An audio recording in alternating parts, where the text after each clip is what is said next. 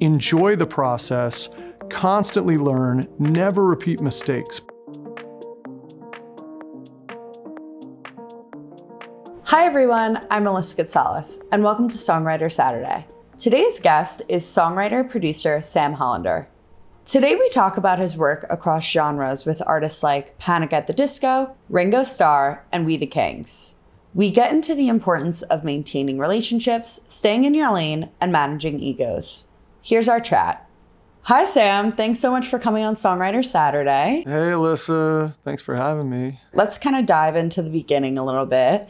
I'd love to know when you decided that you wanted to be in this industry and become a songwriter and a producer. My mom, of all people, was attending a dinner in Manhattan, and she met Nile Rodgers. And Nile Rodgers at the time had just come out of the band Chic and was now writing and producing and having hit after hit for Diana Ross, and eventually produced Like a Virgin, produced David Bowie, Let's Dance, and Duran Duran. And my mom, who was somewhat exasperated with both my academic failings and sort of my general malaise that I brought to the house, said, I have this kid and he only does one thing. He listens to records 24 hours a day.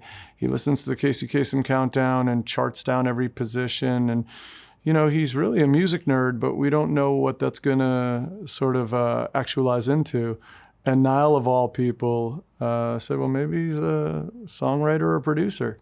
My mom came back and broke that to me, and I lost my mind, man. I lost my mind. I came out of that, and that was the day that I announced to the entire Fox Lane 8th grade class that I would be a songwriter and a producer, and I guess that's where the hustle began. Can we kind of talk about High Hopes and your long-lasting relationship with Panic at the Disco? I met Panic in the album cycle, the first album, because I had just made the Gym Class Heroes record. And Gym Class, we had Keep It Show Cold, and then the follow-up was Close Off, and the Close Off video featured Panic in the video.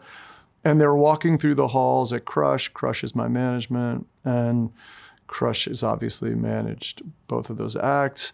And I met those kids, and I remember looking at Brendan Urie and thinking, man, this guy's got something very, very striking. He's cool, and he felt like a real showman. And I lobbied to work with him. High Hopes is a really interesting song because there are a lot of writers on the song, and everybody really did a defined part. And it was somewhat Frankenstein together, but brilliantly between Brendan and his A&R and the Crush guys. Like, they really figured out taking pieces. Brendan and the guys fused this together, and the only hole were the verses. And I was literally begging to write this thing. I always say it's analogous to like all those guys who wanted to cut the solo on Steely Dan's Peg. And there's like 7 guys cut the solo, and then Jay Graydon gets the solo for all you Steely Dan nerds like me. And I finally got a chance to do it, and I wrote the verses in 20 minutes, and I brought them over, and Brendan tweaked them and did his thing on them, and suddenly we had a song. And I knew instantly upon completion that it was lights out. I thought the song was really interesting. If High Hopes was made from, bits and pieces of different songs and different melodies, is that something that happens often? I got to tell you, it was the first time I'd ever experienced it. Okay. And it's the biggest song in my career, so maybe it needs to happen more.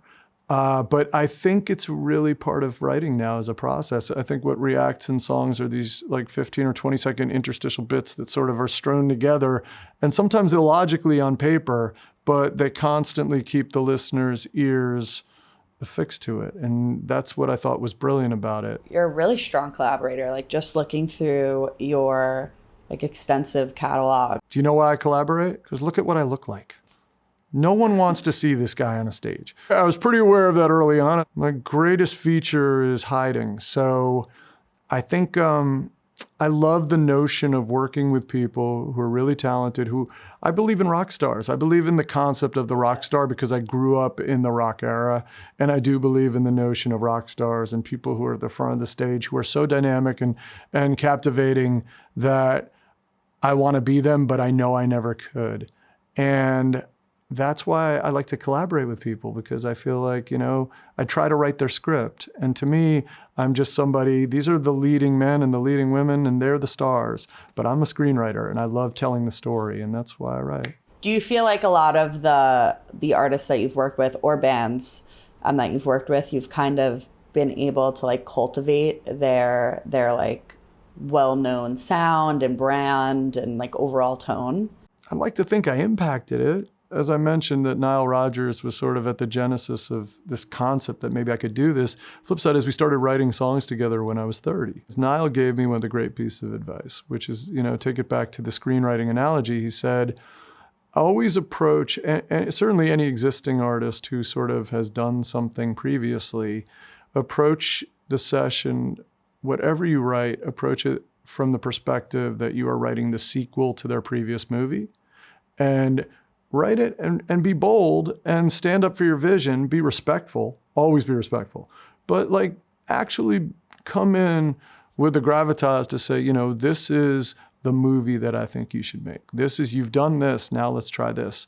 And that's something, I took that to heart. And even when I had nothing going on career-wise and I was really at the bottom of the call sheet for anybody, I still always approached music that way. And I think that probably helped me sort of lift myself out of the mire, because at least I was like psychotic, at least I was bold enough to push some crazy, stuff alone. How do you approach each session differently, right? When you're going in and writing with Ringo Starr, or when you're going in and writing with a more upcoming, newer artist, how does that differ?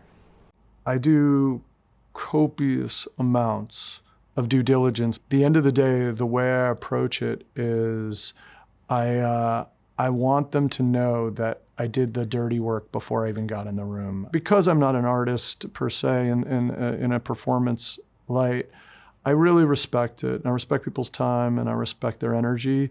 And I want to be the guy who comes in and really brings like a spark into a room, as opposed to somebody who looks like, I'm just on the merry-go-round, the treadmill of sessions that just never ends. Check Yes, Juliet might have been the only song I would listen to in like 2008. How did that come about? My manager at the time, Brett Descend, who was amazing, who managed We the Kings and Boys Like Girls and all those bands. Brett, he was always scouring for new bands. We the Kings were a band at the time called DeSoto in Florida. And they were doing sort of a screamo, sort of meets Cartel, meets BLG something. And Brett saw their ad on Pure Volume that would run for a week. Well, Brett saw the ad and looked at him and thought, well, this guy's got pretty cool hair. So it all starts with Travis's hair, which looked like that Syndrome kid from The Incredibles, So we got on the phone with him an hour later and he was like, Brett, blah, blah, he's great. Nicest kid I'd ever met. And we said to him, hey man, if you come to New York, if you guys will come up to New York, we'll write a couple songs. Those guys got in a van and drove in the dead of winter to 11th Street to the Crush offices where we had the studio. And they came in and they slept on the couch. They ended up sleeping on the couch for 4 or 5 weeks straight. And we decided just to make a record with them. We fell in love with them. They were the coolest kids I'd ever met. We started the song and it sort of just, there was a melody and nothing was happening. We also didn't have a band name. So we couldn't go DeSoto because at the time on MySpace, there were 300 bands called DeSoto. Eventually, I got a call from Hunter, the guitar player, who's the best kid ever. And this kid calls me up. He's like, hey man, respectfully, we have a band name that we want to use and we feel strongly, all this we stuff, I said, what is it? He said, Check Yes, Juliet. And I said, that's probably the wackest name I've ever heard. And I just tee off on this lovely kid. I'm like, man, you have no idea. Blah, blah, blah, blah, blah. So conversation ends. A week later, we come back to that song, this elusive song that we're trying to chase, which is the last song on the record. And I walk in getting coffee and immediately I heard the melody that we had in my head, but I just started singing, Check Yes, Juliet, are you with me? Rain is falling. And I knew I had it. And I was like, this is it. This is it. This is it. And I ran back to the studio, spilling coffee all over myself. And we finished that song that day. And so that's why it's still probably my favorite song I've ever written, just because it was just such a ludicrous tale on how it came together. And the We the Kings guys hold such a very special place in my heart because they really were and are like just great kids. So when you're in these rooms with like all these, or not even rooms, just like email threads in this case, and you have all these different opinions, producers, different writers, engineers, the artist, how do you juggle that and like try and maintain a healthy compromise? one thing I've learned is keep your ego in check and honestly take a step back from it and figure out what supports the song.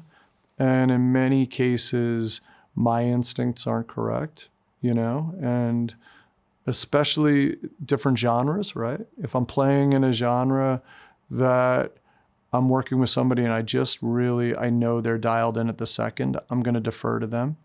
If I'm passionate to the death about something where I know that I would not want to have any visceral connection to the song whatsoever, if we don't follow the notion that I'm chasing, then I'm going to fight for what I believe in. But I also, look, man, the part of collaboration is, push, pull, but be respectful. And there is a time, know when to say when, and just dial it down.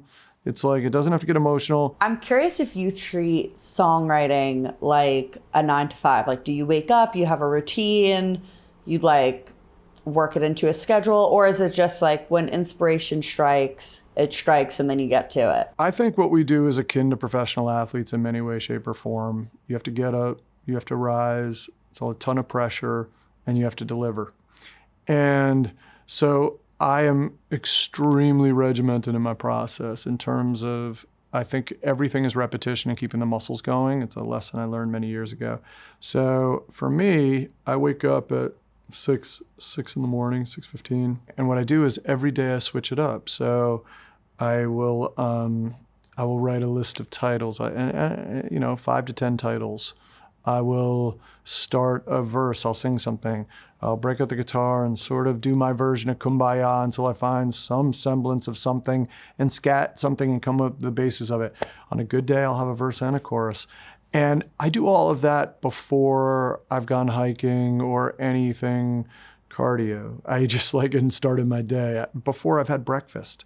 I want to get the gears moving. So I'm fast when I'm in a room with somebody later on that day. I feel like once I have those gears grinding, I'm going to be pretty quick. I would love to have the ability to wait till inspiration strikes, and I think that's great. But what happens is eventually inspiration stops striking. And if you're not exercising the muscle, it might be harder to get it to regenerate. So, final thing, what's your biggest piece of advice for a songwriter, producer who wants to be in the position that you are currently in? There isn't a timeline for this. I really believe it can happen at any age. I was talking to Phil Galdston recently, who told me, I believe, that he wrote Save the Best for Last. It was his first hit. He was 42. There's no, when it happens, it happens. So enjoy the process, constantly learn, never repeat mistakes, because, you've been gifted this knowledge when something goes awry. Don't do it again. And at the end of the day, just know, if you just keep going and create art that speaks to you and hopefully actually, makes a dent with anybody else, you're capable of incredible things, And that's what gets me up in the morning, to know that maybe I might do it again every day. Who knows, Yeah, that's amazing. Well, thank you so much. This has been awesome. Thank you, man. Thank you. Thank you for your time.